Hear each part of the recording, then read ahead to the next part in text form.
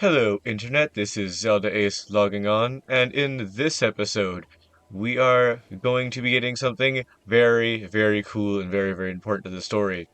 But before we get on to that, I must say that I decided to follow in the steps of the greats before me, and now I am recording in a closet.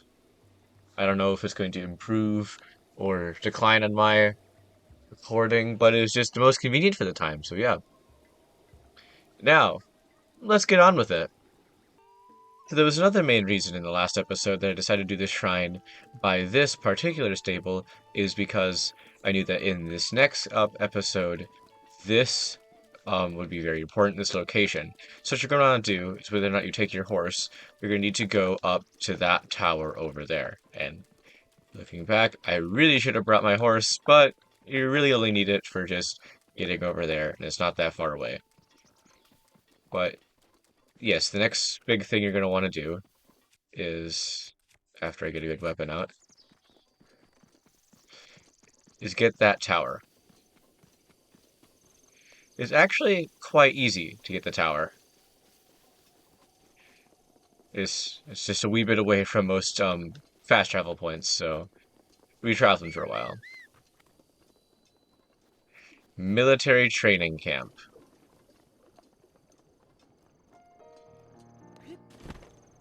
So yeah, this place is surrounded by a military training camp with a lot of bottomless bog. You fall into the bog, you die.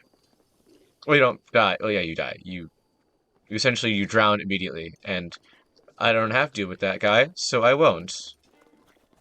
Goodbye. Good day, sir. I have more important things to be doing. Except I'm pretty sure that was a fire robe right there.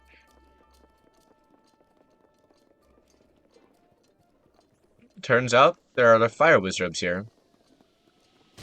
And Octo Rocks. Turns out quite a few people at the military training camp. Amazing. Amazing planning. With Zelda Ace, your host. Now I know you're probably supposed to use magnesis on that. But essentially, you just kind of follow the path. And, oh, I see what they want you to do. They want you to go over there. These are... Okay. I'm gonna be blatantly honest, I don't think I've ever actually done this the way you're supposed to. It makes a lot of sense this way, though. You slowly scale up till you find a good vantage point, and then you just kind of glide over there. And, you can't get me. There's a wall. Superior look of superiority. Okay, and we just kind of glide over there. First, of course, we pick up this amazing bomb barrel, and yeet!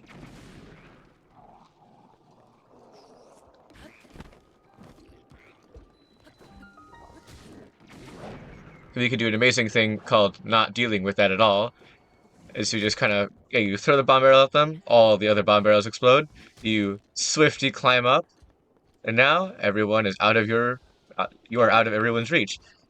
They are no longer problems to you.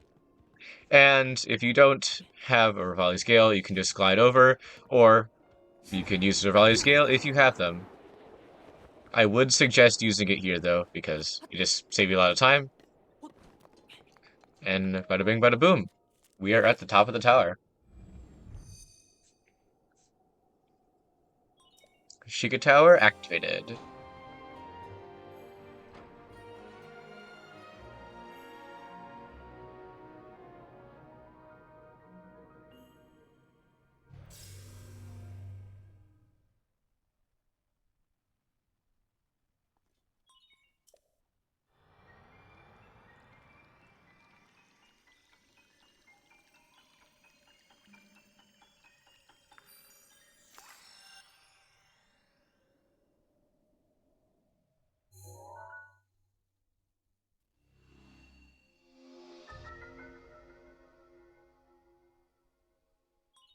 Regional map extracted.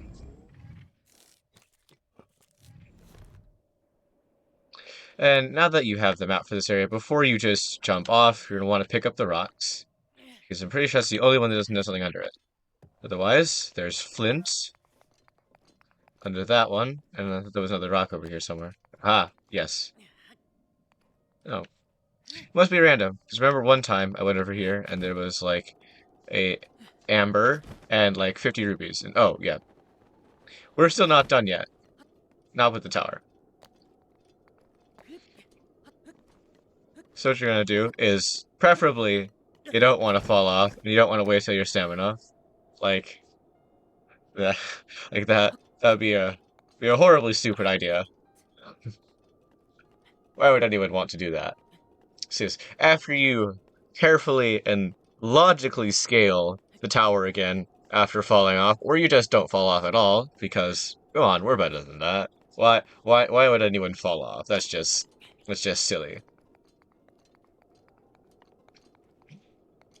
Going to want to carefully and logically jump onto the side here, and then scale your way to the top of the skull that the tower peeked out of, because... Aha, yes! There is a weapon. The Royal Claymore, it does 52 damage. Now, it's a very good two-handed weapon, so if you have space for it, I would take it. But I just now realized how many two-handed weapons I have. So, bye-bye. Anyway, now that we have the Royal Claymore, which has more damage, but in my in my previous playthroughs hasn't been as good as some of the Guardian stuff. Besides the point, after you do that, you're gonna want to glide all the way over here off the tower to the path, not around those rock faces, but actually right before these two rock faces and walk between them. And this is, for the moment, why I always carry a torch with me during this game. And notice the atmosphere is a little bit different. The music here is awesome. It's just amazing. The Lost Woods. So, this place is called the Lost Woods for a very obviously prominent reason. You'll find out at some point or another. If you stray from the path that the game has preset, you get lost in the fog, as I just kind of demonstrated there. So what you want to do to not get lost is follow the lanterns, or the candles, whatever you want to call them. And go from one candle to the next and watch to see which way the flame is blowing to go to the next candle. Now you want to go one candle at a time. You don't want to cut across because you might still get trapped. This way, yeah. This one has always been a little bit interesting because I always get lost there. Yeah, it's just right over here. Now, it just leaves you. There is a torch here if you want to, if you didn't bring one. But otherwise, I brought one, so what we're going to do is you're going to look up to see which way the flame is going. And you follow in that direction. For a certain amount of time, you want to stop every now and then to check. Although, it is kind of obvious, if you look at your map, you don't go too far away from the... everything. Yeah, you don't ever exit the forest. So you're going to carefully walk through and just frequently check. Yep. Now, I don't know if there's like a rhyme or reason outside of the fire.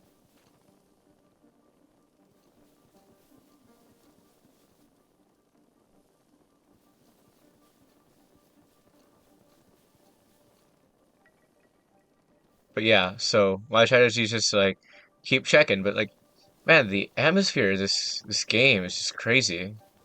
Like the fire particles are visible, like very visible here, but like the mist and the I'm going the wrong way. There we are.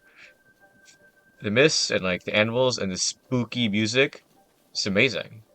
Anyway, and now when you come to these two rock faces, no, you didn't just circle around. You're back at the beginning. You're somewhere completely different. You can put away your torch, and you've completed the maze. You're here. Now, where is here, you might ask? Well, we're about to find out.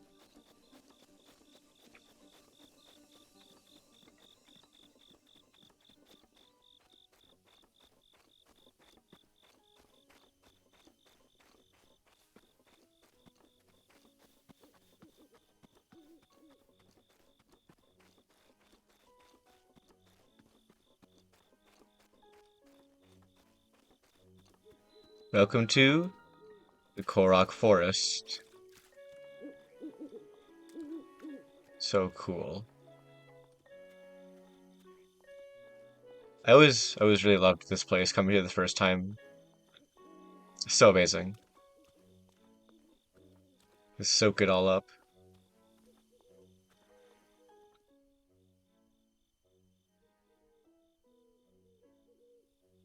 There it is. What we came here for. The Master Sword. Haha. Link, you are our final hope. The fate of Hyrule rests with you.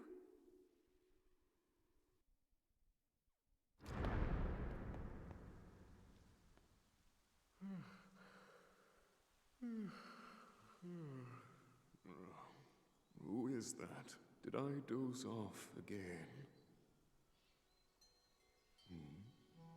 Well, well. It's you. You finally decided to return. Better late than never. After 100 years, I'd nearly given up hope on seeing you again. Even my patience has limits, you know. That look on your face tells me that you have no recollection of me, however. I have watched over Hyrule since time immemorial. Many have referred to me over the ages as the Deku Tree. That is the weapon created by the ancient goddess. The sword that seals the darkness that only the chosen knight can wield against the Calamity Ganon.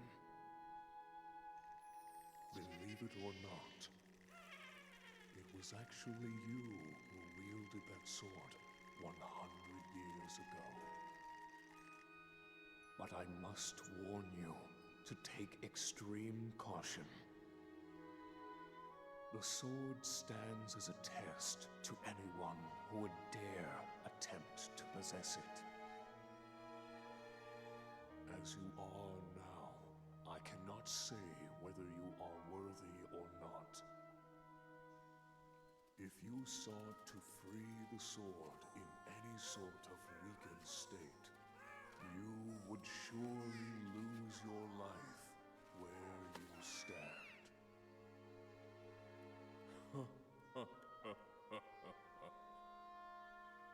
Best of luck, young one.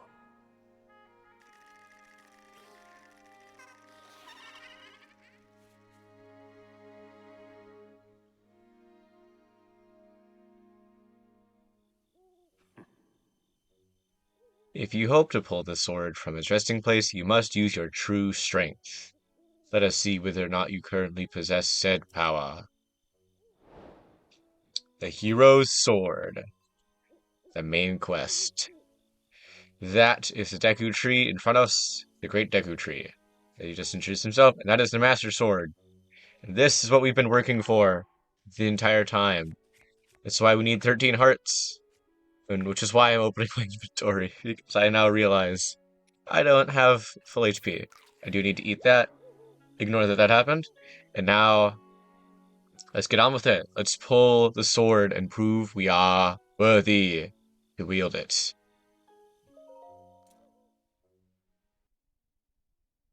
Let's do this.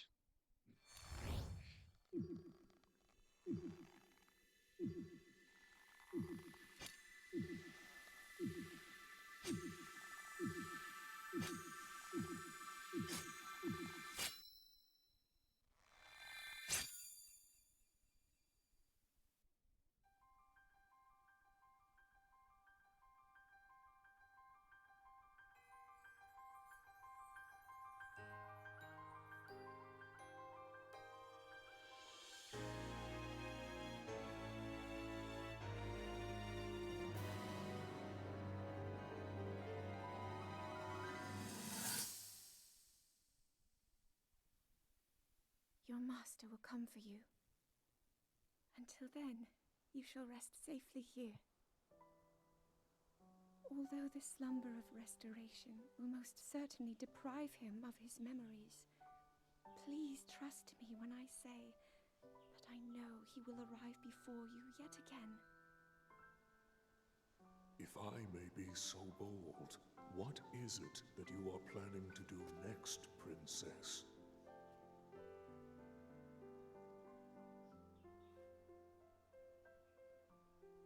The Master Sword. I heard it speak to me. It seems that my role is unfinished. There is still something I must do. I sense there is great strength in your dedication. Great Dekutri, I ask of you, when he returns, can you please relay this message? Tell him Now then, words intended for him would sound much better in the tones of your voice, don't you think?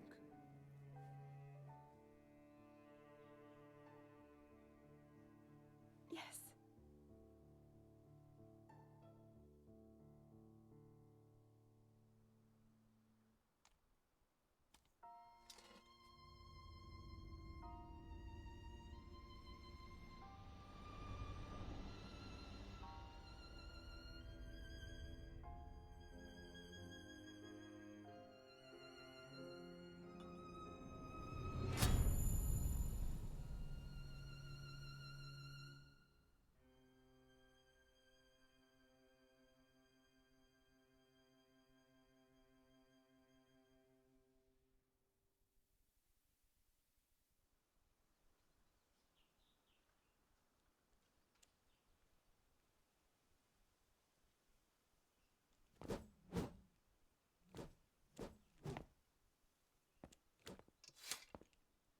What you just saw happened where you stand 100 years ago.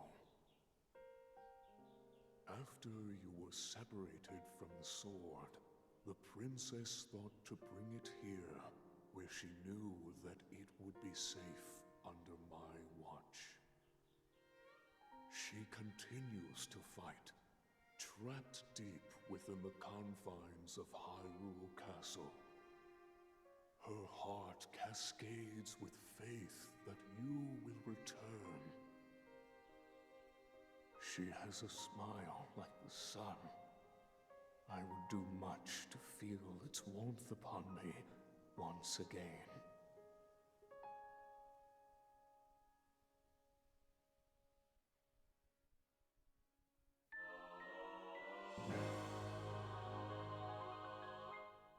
Master Sword.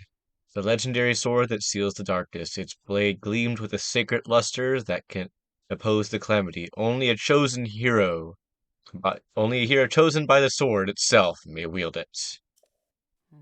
That blade has a name. It is the Master Sword. Thank you, the Bible already told me that. When used against Calamity Ganon or those tainted by his malice, it will be what is that word? It'll be suffused in with holy light.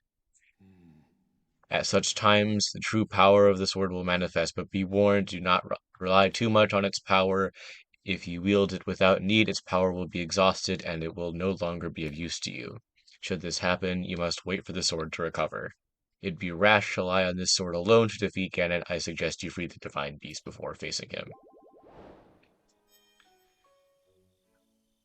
Hero's Sword, complete. And now we have it, the Master Sword. The legendary sword that seals the darkness. This is what we've been working for since the beginning of this year. Technically, since like the middle of last year, but you know what I mean. And now with this ultimate power, we can go on and free the other two remaining divine beasts. If you liked the video, please be sure to like and subscribe. This is Zelda Ace, signing off. Peace.